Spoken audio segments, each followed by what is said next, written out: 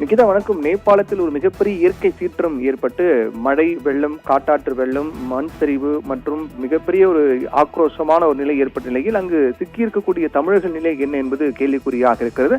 கிட்டத்தட்ட 60க்கும் மேற்பட்டவர்கள் அங்கு ஆன்மீக சுற்றுலா சென்றிருக்கிறார்கள். அந்த 60 தமிழர்களுடைய நிலை என்ன என்பது இப்போது கேள்விக்குறியாக இருக்கிறது. அதில் ஒரு 20 பேர், குறிப்பாக இந்த காத்மாண்டு இருந்து 150 கிலோமீட்டர் தொலைவில் இருக்கக்கூடிய திமூரி ஆயுதப்படை முகாமில் 20 தமிழர்கள் பாதுகாப்பாக இருப்பதாக அதிகாரப்பூர்வமாக அறிவிக்கப்பட்டிருக்கிறது. மீதம் இருப்பவருடைய நிலை என்ன என்பது தொடர்ந்து மீட்பு பணிகள் மூலமாக தீவிரப்படுத்தப்பட்டு வருகிறது. தமிழகம் மட்டுமல்லாமல் இந்தியா முழுக்க இருக்கக்கூடிய ஒட்டுமொத்தமாக ஒரு 400க்கும் மேற்பட்டவர்கள் ஆன்மீக சுற்றுலா சென்றிருக்கிறார்கள். அனைவருமே இந்த இயற்கை சீற்றத்தால் பாதிக்கப்பட்டு அவர்கள் தொடர்பு கொள்ள முடியாத ஒரு நிலை ஏற்பட்டிருப்பதாக வரக்கூடிய செய்தி என்பது அதிர்ச்சி ஏற்படுத்தியிருக்கிறது. பொதுவாக நேபாள் பொறுத்தவரையில் இமயமலை அடிவார பகுதியில் அமைந்திருக்கக்கூடிய ஒரு நாடு. அங்கு ஒவ்வொரு ஆண்டும் சுற்றுலா வரக்கூடிய பயணிகள் எண்ணிக்கை என்பது அதிகமாக இருக்கும். ஆன்மீக சுற்றுலாவுக்கு ஒரு உகந்த ஒரு இடமாக பார்க்கப்படுகிறது. அதன் காரணமாக வழக்கம் போல இந்த முறையும் சுற்றுலாவுக்கு சென்றிருக்கிறார்கள். அதில் தமிழகத்தில் குறிப்பாக சேலம், கும்பகோணம் உள்ளிட்ட பகுதிகளை சேர்ந்த சுற்றுலா பயணிகள் அங்கு சென்றிருக்கிறார்கள். அவர்கள் 20 பேர் காத்மாண்டிலிருந்து 150 கிலோமீட்டர் தொலைவில் இருக்கக்கூடிய திமூரி ஆயுதப்படை முகாம் உள்ளது. அந்த ஆயுதப்படை முகாமில் 20 பேர் தஞ்சம் அடைந்திருக்கிறார்கள். எஞ்சியவர்களை தொடர்பு கொள்ளக்கூடிய முயற்சி என்பது மிக தீவிரமாக நடைபெற்றிருக்கிறது. தமிழக அரசு சார்பில் உதவி எண்கள் எல்லாம் அறிவிக்கப்பட்டிருக்கிறது.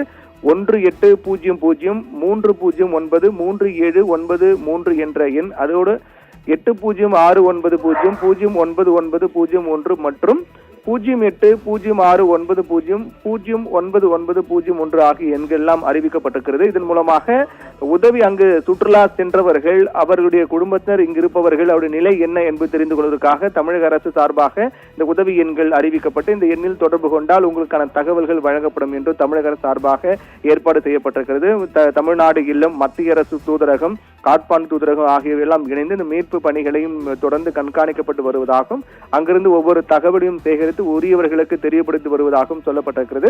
நாம் ஏற்கனவே அந்த காட்சிகள் எல்லாம் பார்த்தோம். அங்கு ஏற்பட்ட அந்த இயற்கை சீற்றம், பேரழிவு, மண் சரிவு என்பது மிகப்பெரிய ஒரு வலுவான பாலங்களை எல்லாம் ஒரு நொடியில் அடித்துக்கொண்டு செல்லக்கூடிய, துண்டாக்கி அடித்துக்கொண்டு செல்லக்கூடிய அளவுக்கு மிக ஆக்ரோஷமாக அடித்து வரக்கூடிய அந்த பெரு வெள்ளம், மழை, காட்டாற்று வெள்ளம் என மண் சரிவு என அனைத்தையும் பார்த்தோம். இது மிகப்பெரிய ஒரு தீவிரத்தன்மையோடு தான் அங்கு இந்த இயற்கை சீற்றம் ஏற்பட்டிருக்கிறது என்பதையும் நம்மால் அந்த காட்சிகளை பார்க்கும் போது உணர முடிகிறது.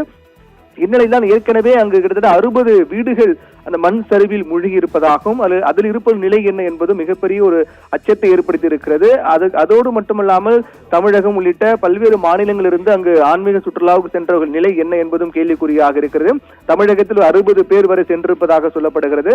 அந்த 60 பேர் 20 பேரை தொடர்பு கொண்டு அவர்கள் எங்கு இருக்கிறார்கள் என்பது தொடர்பாக அதை கண்டறிந்து அவர்கள் அங்கேயே இந்த திமூரி ஆயுதப்படை முகாமிலே அங்கேயே தஞ்சமடை வைத்து அங்கு அவங்க பாதுகாப்பு இருக்கிறார்கள் என்பதை உறுதிப்படுத்தி அங்கு இருக்கக்கூடிய புகைப்படம், அவர்கள் அங்கு பாதுகாப்பு இருக்கிறார்கள் என்பதை உறுதிப்படுத்தக்கூடிய வகையிலான புகைப்படத்தை எடுத்து அதை வெளியிட்டிருக்கிறார்கள். அதுபோக மற்றவர்களை தொடர்பு கொள்ளக்கூடிய அந்த பணியும் மிக தீவிரமாக நடைபெற்று வருவதாக பார்க்கிறோம்.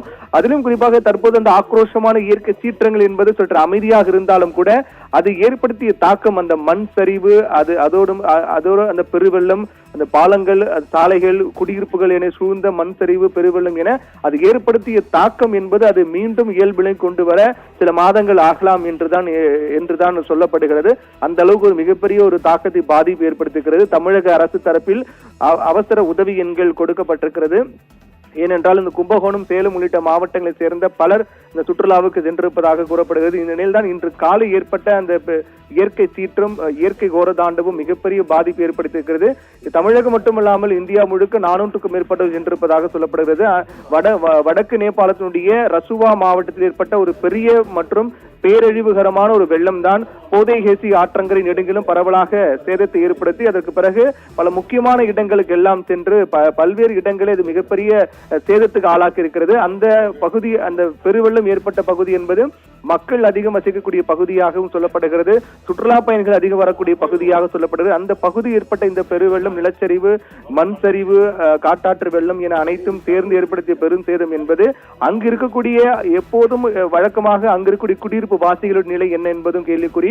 அதோடு சுற்றுலா சென்றவர்களுடைய நிலை என்ன என்பதும் கேள்விக்குறி. தொடர்ந்து கண்காணிக்கப்பட்டு வருகிறது. உள்ளூர் போலீசார், அதே போன்று துணை ராணுவ படையினர், மீட்பு குழுக்கெல்லாம் விரைந்து சென்று அங்கு மீட்பு பணிகளில் ஈடுபட்டு வருகிறார்கள். தற்போது வரையில் அங்கு உயிரிழப்பு என்பது பதிவாகி இருக்கிறது. ஆனால் எத்தனை பேர் பலியாகி இருக்கிறார்கள் என்ற அதிகாரப்பூர்வ புள்ளி விவரங்கள் இன்னும் வெளியாகவில்லை. மீட்பு பணிகள் மேற்கொள்ளதான் அடுத்தடுத்த கட்ட தகவல்கள் வெளியாகும் என்றும் எதிர்பார்க்கப்பட்டது. தற்போது நிலையில் தமிழகத்திலிருந்து ஒரு 60 பேர் சென்றிருக்கிறார்கள். 20 பேர் பாதுகாப்பாக இருக்கிறார்கள். மற்றவர்கள் அந்த பார்டர் எல்லை பகுதியில் சென்ற மற்றவருடைய நிலை என்ன என்பதுதான் தற்போது தீவிரமாக கண்காணிக்கப்பட்டு வருகிறது. தொடர்ந்து மீட்பு பணிகளும் எஞ்சிய தமிழர்கள் எங்கு இருக்கிறார்கள் என்பது தொடர்பான தேடுதல் பணிகளும் தீவிரமாக மேற்கொள்ளப்பட்டு வருகின்றது. நிகிதா.